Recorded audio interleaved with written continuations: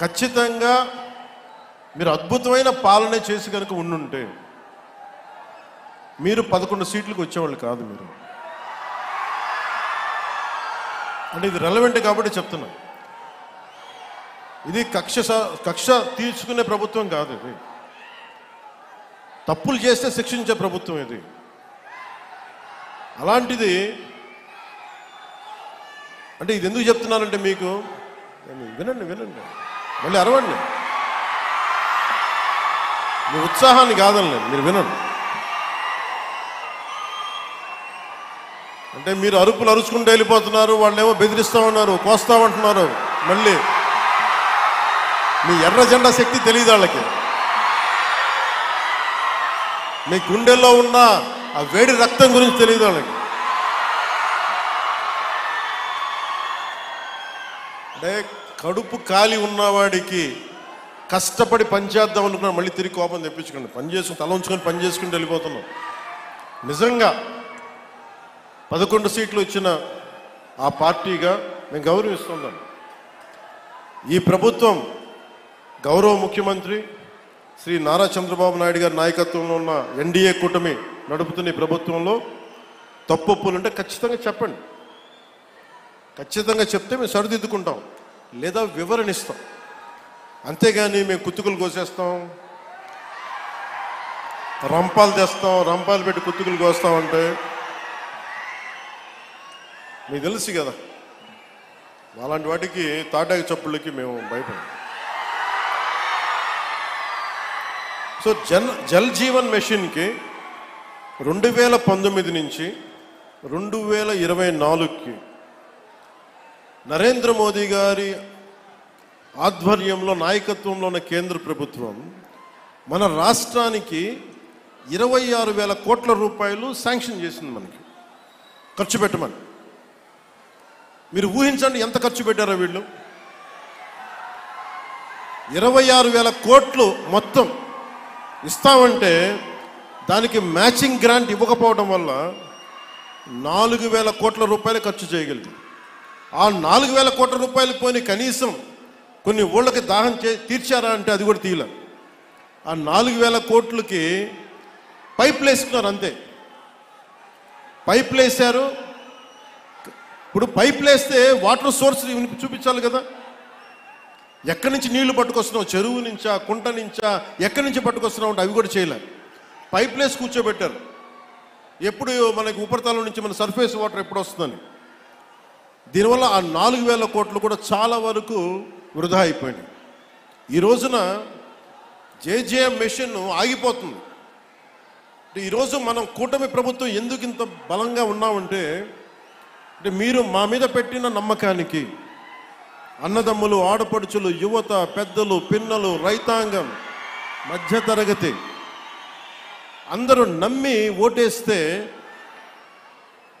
Jal Jeevan machine పథకాన్ని మేము ఆపేస్తున్నాం అని కేంద్ర ప్రభుత్వం చెప్పారు. మాకు కంటిన్యూ చేయాలని లేదు మాకు.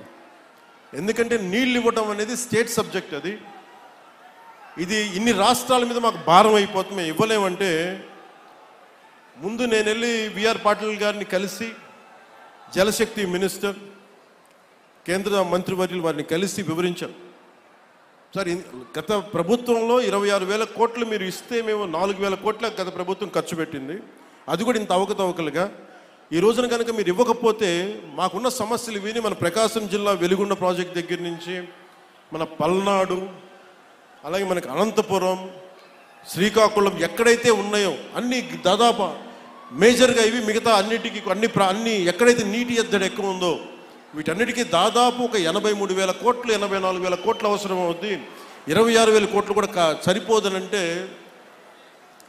వాళ్ళు అసలు మేము రూపాయి కూడా ఇచ్చే పరిస్థితిలో లేము, అంత ఇబ్బందుల్లో ఉన్నామంటే కేవలం మనం 151 సీట్లు ఇచ్చాం కాబట్టి, ఎన్డీఏ కూటమిని గెలిపించాం కాబట్టి మా గొంతు బలంగా, మా గళం బలంగా వినిపిస్తే తర్వాత గౌరవ ముఖ్యమంత్రి చంద్రబాబు నాయుడు గారు, నేను ఇంకొకసారి మరోమారు జలశక్తి మినిస్టర్ గారి దగ్గరికి వెళ్ళి ప్రధానమంత్రి గారికి వారికి అందజేసి చేస్తే ఈ రోజున జేజేఎం ప్రాజెక్ట్ మొదటి విడత మనకి 1390 కోట్లతోటి మన ప్రకాశం జిల్లాలో మొదలు పెడుతున్నామంటే దానికి మీరు మా మీద పెట్టుకున్న నమ్మకం, కేంద్ర ప్రభుత్వం మన మీద ఉంచిన నమ్మకం.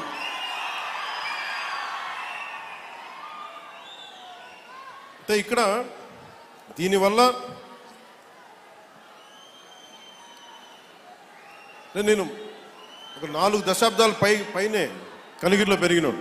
4 దశాబ్దాల క్రితం మొట్టమొదటిసారి స్వాతంత్రం వచ్చాక ప్రకాశం జిల్లాలో, మన ప్రకాశం జిల్లాలో చేపడుతున్న అతిపెద్ద తాగునీటి సరఫరా పథకం ఈరోజు మనం జల్ జీవన్ మిషన్ ద్వారా చేపడుతున్నాం. 1290 కోట్లతోటి ప్రకాశం జిల్లాలో 7 నియోజకవర్గాలు, ఎర్రగొండపాలెం, గిద్దలూరు, మార్కాపురం, కనిగిరి, కొండేపి, కందుకూరు, దర్శి అసెంబ్లీ నియోజకవర్గాల పరిధిలో 18 మండలాలు, 578 గ్రామాల్లో ఉన్న దాదాపు 10 లక్షల పైచిలకు జనాభాకు వచ్చే 30 సంవత్సరాల పాటు ఈ పథకం ఫస్ట్ ఫేజ్ ద్వారా తాగునీటిని అందించబోతుంది. దీనికోసం ఒక water treatment plant, 19 సంపులు, 31 over head balancing రిజర్వాయర్లు, 334 ఓవర్ హెడ్ ట్యాంకులు, 5000 కిలోమీటర్ల మేరకు పైప్ లైన్లు వేసి శ్రీ పూలసుబ్బయ్య వెలిగొండ ప్రాజెక్ట్ నుండి ప్రజలకి, మన ప్రకాశం జిల్లా ప్రజానికానికి నీరు అందజేయబోతున్నాం. గత పాలకులు మీకు చెప్పాను, ప్రజలకు మంచినీరు అందించే కార్యక్రమాలని పూర్తిగా పైకెక్కించారు. అంటే లాస్ట్లో ఇంకా ఓడిపోతున్నామని తెలుసుకునే దశలో అప్పుడు ఒక శిలాఫలకం వేశారు మన ప్రకాశం జిల్లాకు సంబంధించి. నిజంగా వాళ్ళకి త్రికరణ శుద్ధి ఉండుంటే వాళ్ళు ఎప్పుడు చేస్తుండాలి? వచ్చిన మొదటి సంవత్సరంలో చేస్తుండాలి. ఈరోజు వాళ్ళు లక్షల కోట్ల అప్పులు పెడితే అన్ని తట్టుకొని, ముఖ్యంగా మీరు మనం ఉండటం వల్ల ఆంధ్రప్రదేశ్ 21 ఎంపీలను గెలిపించడం వల్ల కేంద్ర ప్రభుత్వానికి అది ఒక బలం, ఆక్సిజన్ అయిపోయింది. దానివల్ల మనకి ఈరోజు డబ్బులు వస్తూ ఉన్నాయి. దానికి కారణం మీరు మమ్మల్ని నమ్మి, నారా చంద్రబాబు నాయుడు గారి నాయకత్వంలో నమ్మిన కూటమిని గెలిపించినందుకు దానికి నిదర్శనం ఈ రోజున మన ప్రాజెక్ట్ స్టార్ట్ అవటం. గత ప్రభుత్వం 5 సంవత్సరాల ఎలాంటి మంచినీటి పథకం మొదలు పెట్టలేదు. చివరి సంవత్సరం ఇందాక చెప్పినట్టుగా ఎలక్షన్కి ముందు శిలాఫలకాలు వేసి పరిమితమయ్యారు.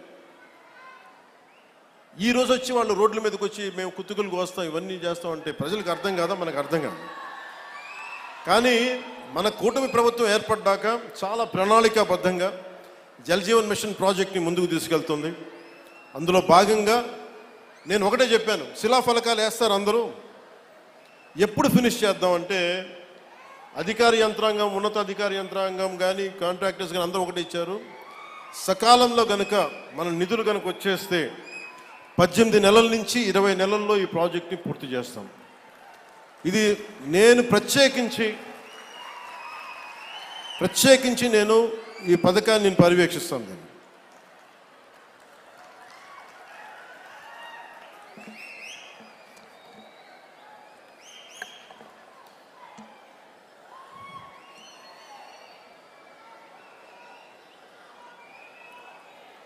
అలాగే మార్కాపురం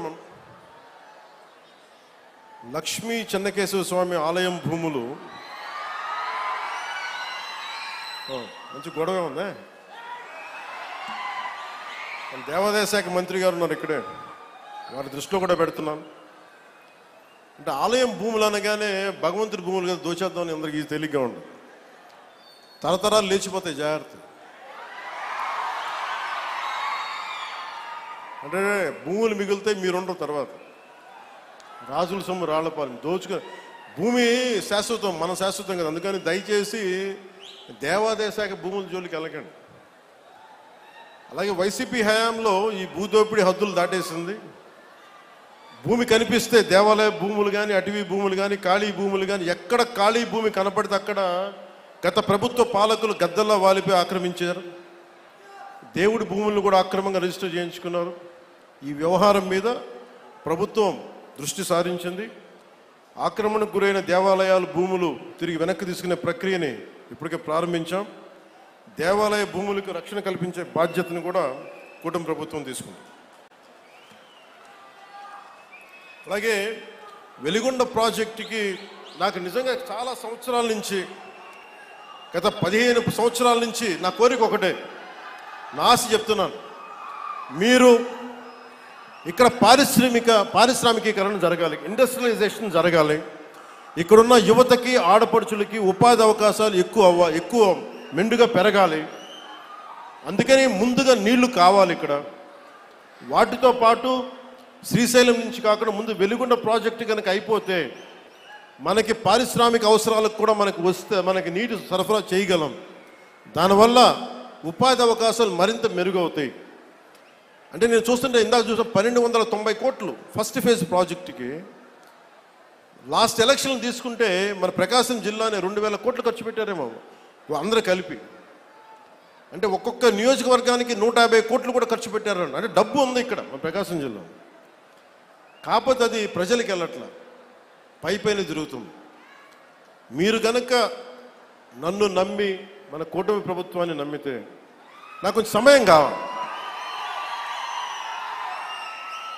మీ తరపున పోరాటం చేయడానికి నాకు కొంచెం సమయం కావాలి. అందుకని ఉపాధి అవకాశాలు మనకు వచ్చేలాగా ఒక ఎలక్షన్కి 150 కోట్లు ఖర్చు పెట్టగలుగుతున్నప్పుడు ఒక ప్రాజెక్టు ఫినిష్ చేయడానికి 800 కోట్ల రూపాయలు ఖర్చు పెట్టగలిగితే వెలిగొండ ప్రాజెక్టు ఆ భూపరిహారానికి ఇవ్వగలిగితే మనం ప్రాజెక్ట్ అయిపోద్ది.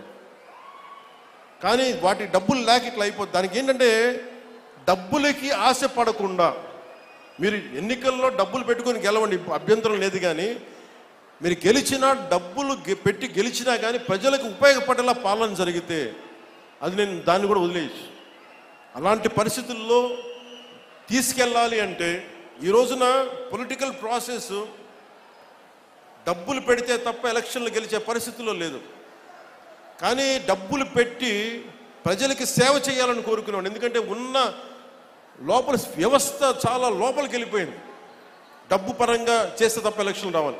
నేను కోరుకుంటుంది యువత కనుక మీరు ఇదే ఉత్సాహం, ఇదే శక్తి గత ఎన్నికల్లో ఎలా ఇచ్చారో పాలనలో కూడా మీరు అదే గనక ఇవ్వగలిగితే, అదే భరోసా గనక మీరు చూపించగలిగితే ఈ మనకి వలసలు లేని ప్రకాశం జిల్లాని నేను కోరుకుంటున్నాను.